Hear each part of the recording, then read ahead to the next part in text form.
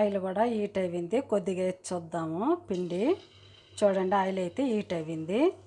ఇప్పుడు మనం ఈ కలిపి పెట్టుకున్న పిండిలో మనం చేసుకుని మసాలాని ఇందులో వేసేసుకోవాలి.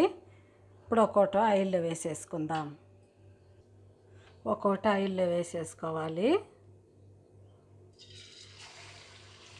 చాలా ఈజీ ఫ్రెండ్స్, చాలా బాగుంటాయి. అప్పటికప్పటికే చేసుకోవచ్చు. మనకు వర్షాకాలంలో ఈ విధంగా అన్నీ ఇలాగే వేసుకోవాలి. గంటితో కూడా ఇలా వేసుకోవచ్చు, చాలా బాగా వస్తాయి. అన్నీ ఇలాగే వేసుకుందాము. కొద్దిగా కాలిన తర్వాత తిప్పుకుందాము.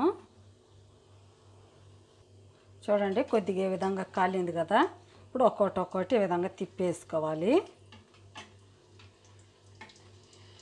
మంచి మనకి గోల్డెన్ బ్రౌన్ కలర్ వచ్చే వరకు ఫ్రై చేసుకోవాలి.